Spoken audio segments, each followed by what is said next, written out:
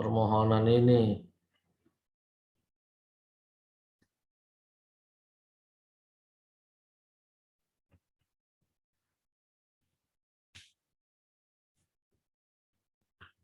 Saya ulang kembali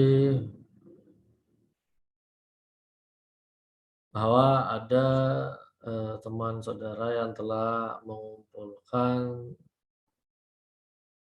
tugasnya.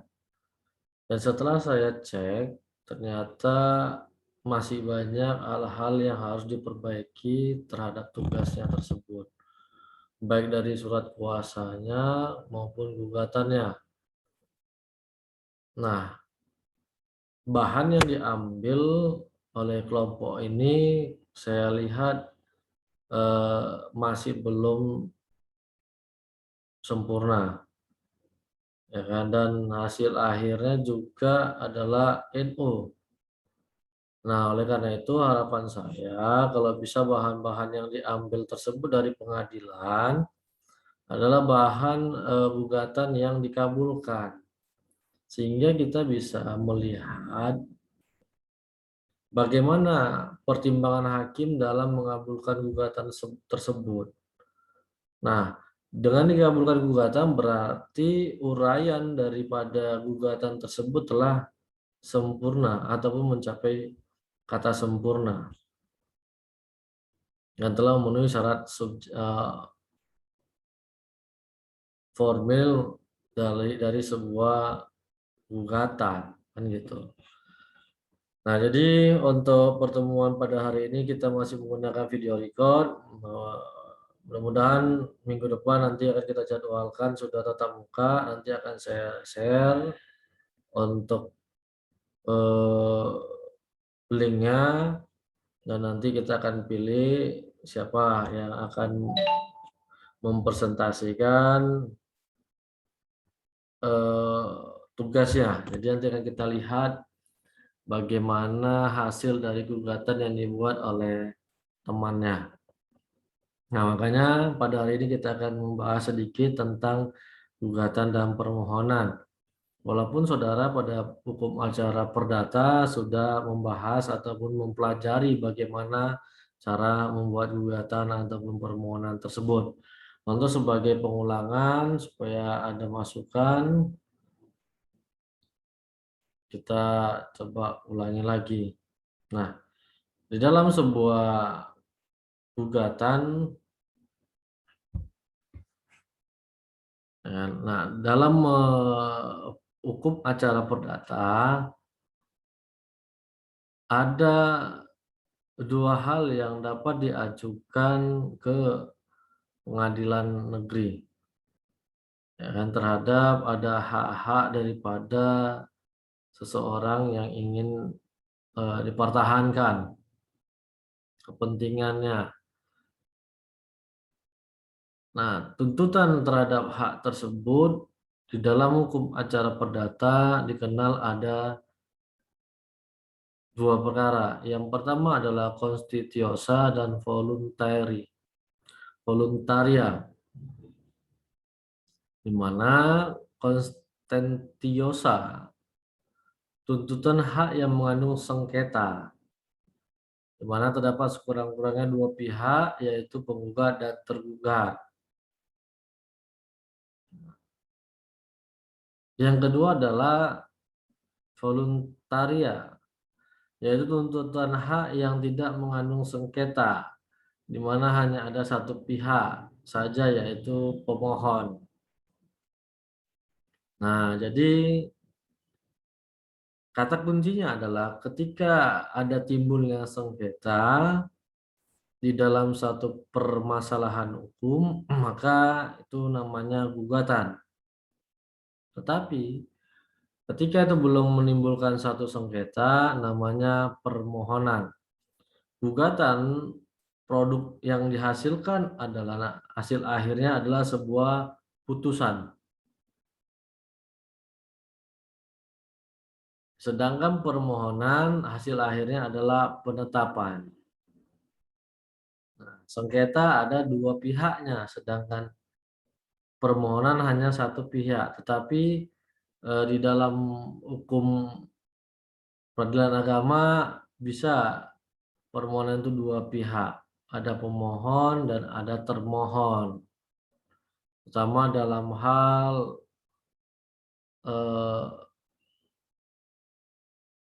perceraian talak, kan gitu.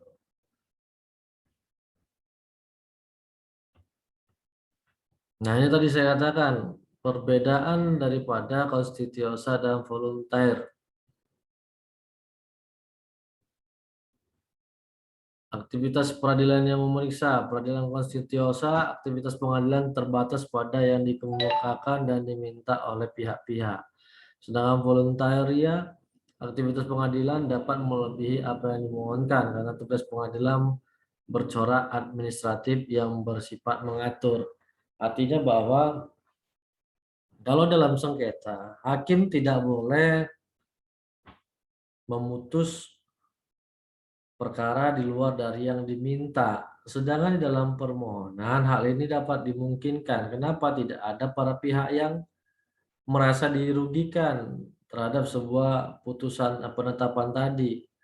Sedangkan kalau dia konstituosa, nah ini akan menimbulkan nantinya hak-hak orang yang merasa dicederai akibat sebuah putusan yang tidak berkeadilan. Makanya di dalam konstituosa hakim bersifat pasif, ya, sedangkan di dalam voluntaria karena dia adalah pejabat administrasi negara juga, maka dia berhak karena hasil akhir daripada penetapan itu adalah untuk administrasi. Jadi bisa dilakukan perubahan, perbaikan terhadap permohonan, kemudian bisa dilakukan penetapan sesuai dengan perbaikan tersebut. Nah, kemudian peradilan konstituosa, pengadilan hanya memperhatikan dan menerapkan apa yang telah ditentukan oleh undang-undang dan tidak berada di bawah pengaruh atau tekanan manapun.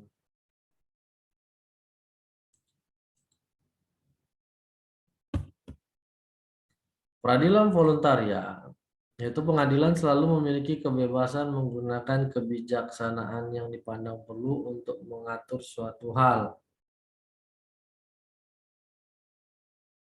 Nah, dari segi kebebasan, ya kan, hakimnya, pengadilannya memiliki kebebasan dalam menggunakan kebijaksanaannya. Putusan pengadilan hanya mempunyai kekuatan mengikat pihak-pihak yang bersengketa. Sedangkan voluntaria putusannya mempunyai kekuatan mengikat terhadap semua orang. Misalnya dalam hal pengangkatan anak, maka semua berlaku bahwa itu adalah anaknya. Tidak berlaku hanya kepada si individunya. Kenapa? Karena penetapan itu bisa digunakan untuk dalam keadaan apapun saja. Seperti itu dia. Baik, di sini apakah ada yang kurang jelas? Nanti bisa ditanyakan. Unsur-unsur yang harus dipenuhi satu perkara diajukan melalui permohonan. Yang pertama adalah masalah yang diajukan bersifat kepentingan sepihak semata atau for the benefit of one party only. Yang kedua, permasalahan yang dimohonkan penyelesaian kepada pengadilan negeri pada prinsipnya tanpa sengketa dengan pihak lain, without dispute of differences with another party. Yang ketiga, tidak ada orang lain atau pihak ketiga yang ditarik sebagai lawan, tetapi bersifat ex parte. Artinya benar-benar murni dan mutlak satu pihak tanpa menarik pihak lain sebagai lawan. Keempat, kewenangan itu hanya terbatas sampai pada hal-hal yang ditentukan oleh peraturan perundang-undangan yang bersangkutan. Kelima, tidak menimbulkan akibat hukum baru. Nah, jadi memang benar dia hanya satu pihak saja kepentingannya. tanpa ada sengketa dengan pihak lain atau melibatkan pihak lain sebagai salah satu pihak di dalam permohonan tersebut.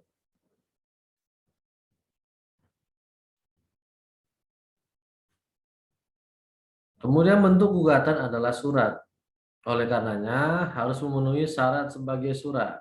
Seperti tempat dan tanggal gugatan itu dibuat. Contoh di pasar 10 Maret 2015. Kepada siapa atau kemana gugatan itu ditujukan? Misalnya kepada Pak Pengadilan Negeri Denpasar di Bali. Pasar. Isi gugatan ditutup dengan mencantumkan siapa yang membuat atau mengirim gugatan atau kuasanya dan ditandatangani. Ditinjau dari isi gugatan,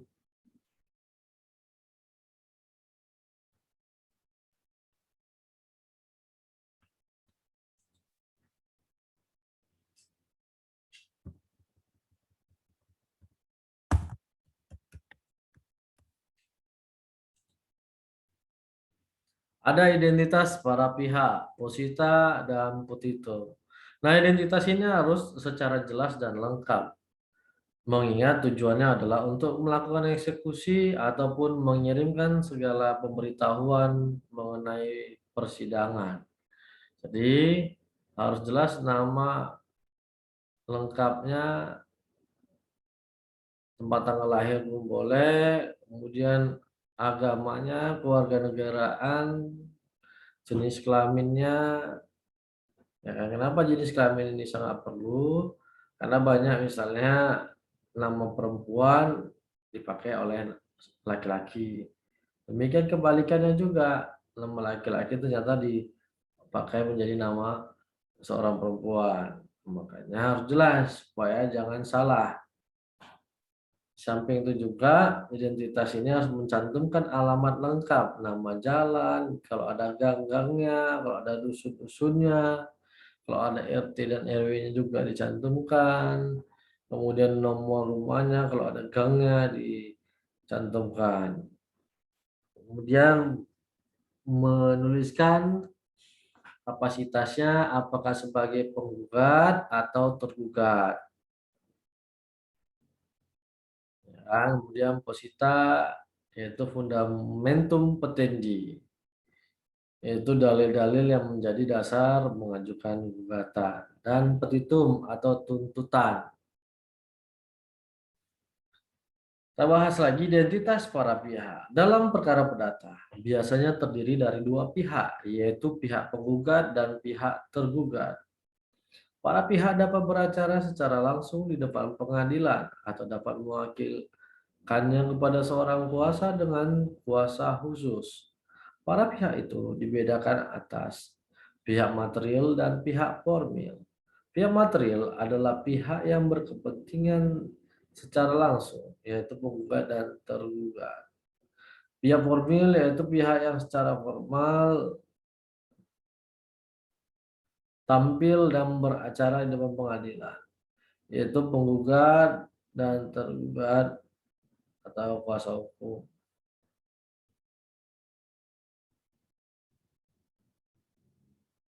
Identitas para pihak tiada lain adalah jati diri atau ciri-ciri masing-masing pihak, baik penggugat maupun tergugat, terutama nama dan alamat, tempat tinggal atau domisili, tempat kedudukan. Di samping itu, untuk menambah kelengkapan dan kejelasannya, biasanya perlu dicantumkan pula umur, pekerjaan, dan status perkawinan. Untuk perkara-perkara tertentu perlu pula dicantumkan agama seperti dalam perkara perceraian. Nah, jika diperlukan, nilai identitasnya harus lengkap dibuat supaya nantinya tidak error in persona. Nah, kemudian posita. Itu dalil-dalil dari penggugat yang menjadi dasar atau alasan-alasan gugatan penggugat. Posita ini memuat dua hal pokok. Yang pertama, dasar-dasar atau alasan yang menguraikan mengenai fakta-fakta atau peristiwa-peristiwa atau kejadian-kejadian yang mendeskripsikan duduknya masalah. Jadi fakta-fakta apa saja, misalnya uang prestasi dasar perikatannya apa, kemudian hak dan kewajibannya apa, nah kemudian apa yang dilanggar, ya kan? Kemudian dasar-dasar atau alasan-alasan menguraikan mengenai hukumnya, yaitu memuat hubungan hukum antara penggugat dengan tergugat, hubungan hukum penggugat dan tergugat dengan materi dan objek sengketa. Pasal berapa dia yang dilanggar, misalnya acuan dari perikatan tersebut apa, harus dicantumkan di dalam positanya. Nah, sedangkan petitum adalah apa yang dimohonkan atau dituntut supaya diputus demikian oleh pengadilan. Dalam putusan pengadilan, petitum ini mendapat jawaban dalam amar atau diktum putusan pengadilan.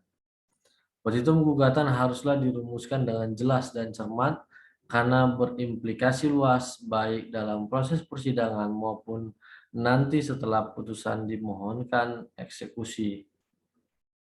Perumusan petitum harus mempunyai keterkaitan yang jelas dengan perumusan posita. Setiap tuntutan dalam petitum haruslah dapat dicarikan dasarnya dalam posita. Dengan kata lain, tidak ada bagian dari tuntutan dalam petitum yang tidak ada uraiannya dalam posita. Tuntutan atau petitum dibedakan menjadi tuntutan primer dan tuntutan subsidiar, ataupun tuntutan pengganti atau tuntutan alternatif. Tuntutan primer dalam perkara perceraian, misalnya menyatakan perkawinan antara penggugat dan tergugat putus karena perceraian. Tuntutan subsidiarnya menyatakan hubungan penggugat dan tergugat tidak dalam hubungan perkawinan yang sah, misalnya. Nah, jadi apa yang diuraikan di dalam posita, maka itulah yang diuraikan di dalam petitum. Jadi petitum yang tidak diuraikan di dalam posita, maka eh, petitumnya tidak dapat dikabulkan. Sedangkan tuntutan yang diuraikan di dalam posita, tetapi di dalam petitumnya tidak diuraikan, maka hakim bisa mengabulkannya. Karena kan posita tadi adalah dasar gugatannya. Nah, tapi kalau di posita tidak ada, tetapi di petitum ada, maka tuntutannya tidak akan dikabulkan atau itu. Dan kemudian kebalikannya, di posita diuraikan, tetapi di petitum tidak diuraikan. Nah, hakim bisa berdasarkan kewenangannya mengabulkan daripada posita tersebut meskipun tidak diuraikan di dalam petitum. Lebih lanjut terkait dengan petitum primer dalam praktek dikenal dengan tuntutan atau petitum pokok dan tuntutan atau petitum tambahan. Tuntutan pokok ini merupakan tuntutan yang langsung tertuju ke pokok perkara. Misalnya dalam perkara perceraian, menyatakan perkawinan antara penggugat dengan tergugat putus karena perceraian. Dalam perkara utang piutang, menghukum tergugat membayar hutang sejumlah 50 juta kepada penggugat. Misalnya tuntutan pokoknya, tuntutan tambahan yang merupakan pelengkap tuntutan pokok. Misalnya tuntutan agar tergugat dihukum membayar biaya perkara, tuntutan agar putusan dapat dilaksanakan terlebih dahulu, tuntutan agar tergugat dihukum membayar uang paksa, ya kan, tuntutan terhadap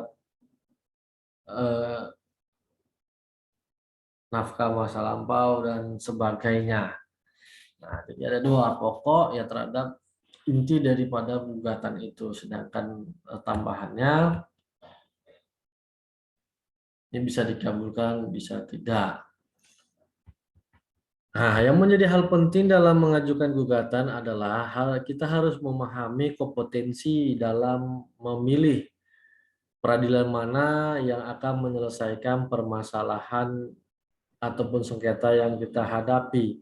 Jangan sampai nantinya gugatan kita menjadi tidak dapat diterima dengan adanya kesalahan dari kompetensi mengadili sebuah peradilan.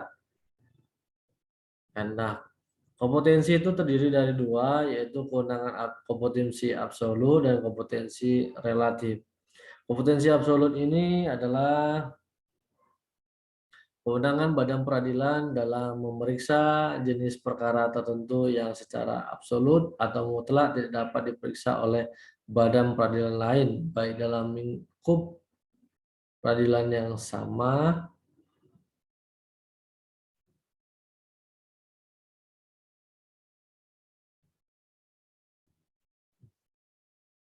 maupun dalam lingkungan peradilan yang berbeda.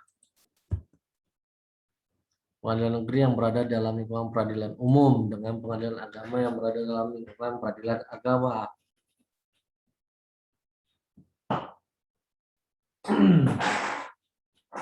Selanjutnya, masing-masing tingkat dalam setiap lingkungan peradilan mempunyai kompetensi absolutnya tersendiri. Pengadilan di lingkungan peradilan umum memiliki kewenangan absolut untuk menerima, memeriksa, dan memutus perkara pidana dan perkara perdata bagi rakyat mencari keadilan pada umumnya. Sehubungan dengan kewenangan absolut ini, pasal 50 tentang peradilan umum menentukan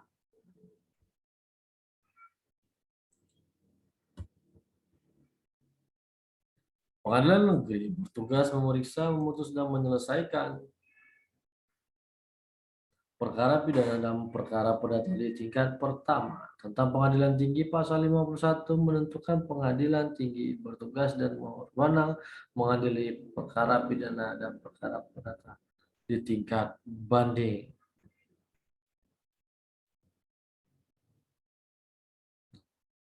Kemudian gugatan relatif. Gugatan diajukan ke pengadilan negeri yang wilayah hukumnya meliputi tempat tinggal tergugat. Atau jika tidak diketahui tempat tinggalnya, gugatan diajukan ke pengadilan negeri wilayah hukumnya meliputi tempat kediaman senyatanya dari tergugat. Apabila tergugat lebih dari satu yang tempat tinggalnya tidak terletak dalam wilayah satu pengadilan negeri yang sama, gugatan diajukan ke pengadilan negeri yang wilayah hukumnya meliputi salah satu tempat tinggal tergugat yang dipilih penggugat. Apabila para tergugat berkedudukan sebagai debitur dan penanggungannya, maka gugatan diajukan ke pengadilan negeri yang wilayah hukumnya meliputi tempat tinggal yang berutang pokok. Jika tempat tinggal tergugat tidak diketahui, demikian juga tempat kediaman senyatanya tidak diketahui atau tergugat tidak dikenal, gugatan dapat diajukan ke pengadilan negeri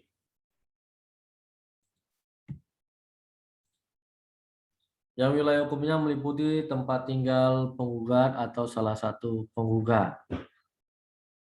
Apabila telah dilakukan pilihan tempat tinggal dengan suatu akta, gugatan diajukan ke pengadilan negeri yang wilayah hukumnya meliputi tempat tinggal yang dipilih tersebut. Dalam hal gugatan yang mengenai barang tetap, gugatan dapat diajukan pengadilan negeri yang wilayah hukumnya meliputi letak barang tersebut berada. Jika barang tetap itu terletak di wilayah berbeda di wilayah beberapa pengadilan negeri, Gugatan diajukan ke salah satu pengadilan negeri yang wilayah hukumnya meliputi letak barang tetap tersebut. Nah, jadi bahwa kompetensi absolut adalah kewenangan lembaga peradilannya.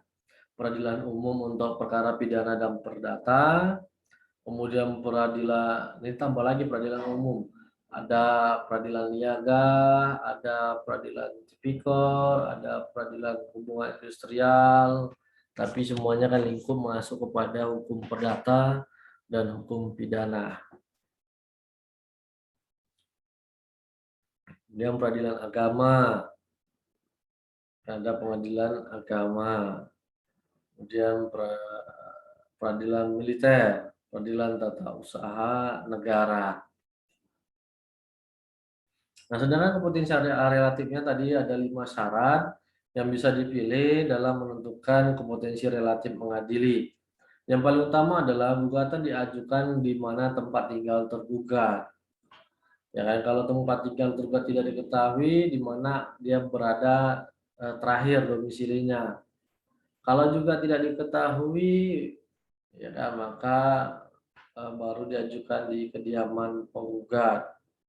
Tapi dengan syarat nanti akan dilakukan panggilan orang terhadap pihak yang tidak diketahui alamatnya. Seperti itu. Kompetensi relatif misalnya Pengadilan Negeri Medan, Pengadilan Negeri Lubuk Pakam, Pengadilan Negeri Binjai. Nah, seperti itulah yang dikatakan kompetensi relatifnya. Pemeriksaan gugatan di persidangan. Pendaftaran dan panggilan. Putusan karena tidak hadir pada sidang pertama. Pihak penggugat tidak hadir pada sidang pertama. Pihak tergugat tidak hadir pada sidang pertama. Perlawanan terhadap putusan perstek dan upaya perdamaian.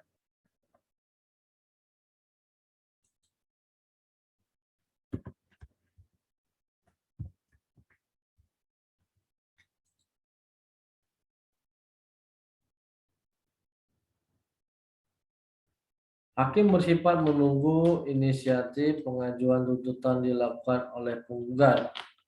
Tindakan pertama yang harus dilakukan penggugat adalah mendaftarkan gugatannya di Kepaniteraan Pengadilan Negeri dengan memperhatikan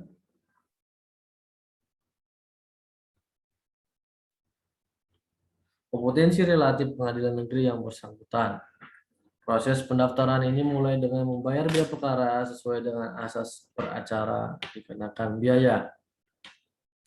Pendaftaran tersebut akan ditindaklanjuti dengan suatu penetapan Ketua Pengadilan Negeri yang menunjuk susunan majelis hakim memeriksa perkara tersebut.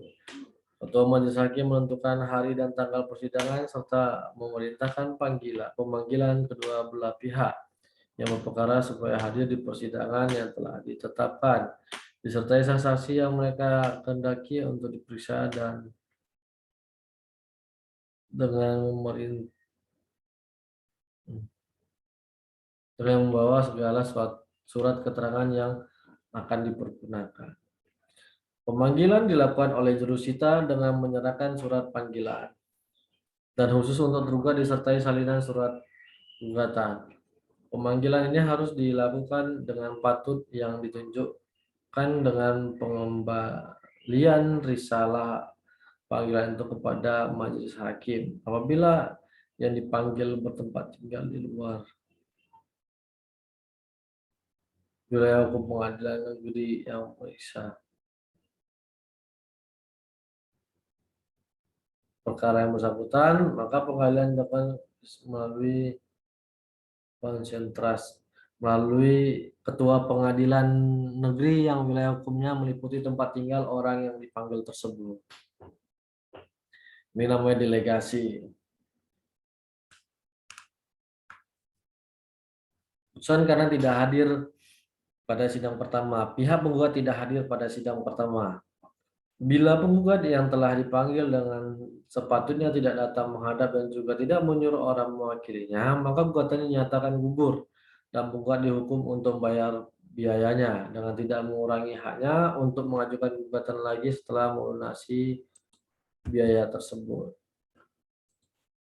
Namun pasal 150 RBG dan 106 HIR masih memberi kelonggaran kepada majelis hakim untuk tidak menjatuhkan putusan pada persidangan pertama dan untuk memerintahkan jurusita untuk memanggil penggugat sekali lagi untuk hadir dan juga memanggil pihak yang sembunyi.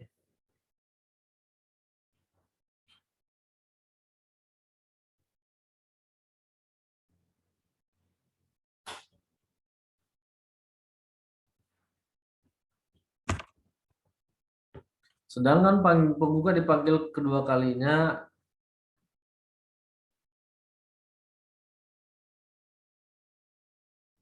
dan ternyata penggugat tidak hadir pula pada persidangan yang telah ditetapkan tersebut, hakim akan menjatuhkan putusan menggugurkan gugatan penggugat dan menghukum tergugat membayar biaya perkara. Jadi apabila penggugat tidak hadir 2 kali berturut-turut, maka dinyatakan penggugat tidak beritikat baik dan gugatannya bisa NO, gugur, dicabut. Tapi kalau tergugat tidak hadir, itu tidak ada masalah. Putusannya perkaranya bisa dilanjutkan dengan pemeriksaan perkara pokoknya. Seperti itu. Nah, ini dia. Bila pada hari yang telah ditentukan tergugat tidak hadir, maka gugatan dikabulkan tanpa kehadirannya atau disebut dengan first take, kecuali bila ternyata menurut pengadilan negeri gugatan tidak mempunyai dasar hukum atau tidak beralasan. Bila tergugat dalam surat jawabannya mengajukan sanggahan tentang kewenangan pengadilan negeri, maka pengadilan negeri meskipun tergugat tidak hadir dan setelah mendengar penggugat harus mengambil keputusan sanggahan itu dan hanya jika sanggahan itu tidak dibenarkan mengambil keputusan tentang pokok perkaranya. Dalam hal gugatan dikabulkan, maka keputusan pengadilan negeri itu atas perintah ketua pengadilan negeri diberitahukan kepada pihak tergugat yang tidak hadir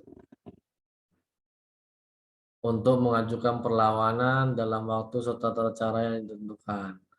Oleh panitera di bagian bawah surat keputusan pengadilan negeri tersebut dibutuhkan catatan tentang siapa yang ditugaskan untuk memberitahukan keputusan tersebut dan apa yang telah dilaporkannya baik secara tertulis maupun secara lisan. Nah, terhadap putusan yang tadi tidak dihadiri oleh tergugat, maka bisa diajukan perlawanan ataupun fast track. Ya, putusan fast track tidak selalu berarti gugatan dikabulkan. Pada dasarnya gugatan dikabulkan kecuali dalam 2 hal. Gugatan tidak mempunyai dasar hukum. Gugatan tidak beralasan.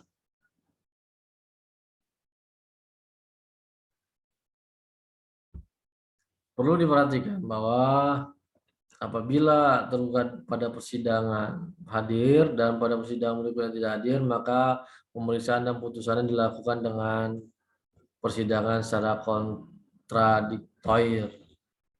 Artinya tergugat hadir tapi berselang-selang, hadir dia sekali. Nah, setiap semua perkara yang diadili di persidangan harus melakukan upaya mediasi. Ya, sesuai dengan SEMA Mahkamah Agung harus dilakukan mediasi. Nah, di dalam mediasi ini pihak prinsipal, penggugat, dan tergugat wajib hadir. Nah, apabila prinsipal penggugat tidak hadir dalam setiap mediasi, maka gugatannya bisa NO. Nah, mediator bisa membuat rekomendasi bahwa penggugat tidak beritikat baik, sehingga putusan perkara tersebut tidak perlu dilanjutkan. Sedangkan apabila tergugat yang tidak hadir ataupun sekali, maka nantinya apabila gugatan tersebut dikabulkan, tergugatlah yang akan menanggung biaya mediasinya ataupun biaya perkara yang timbul. Nah, jadi demikian untuk materi tentang gugatan pada hari ini. Kita akan lanjutkan mengenai proses persidangannya. Demikian saya akhiri. Wabillahi taufiq wal hidayah. Wassalamualaikum warahmatullahi wabarakatuh.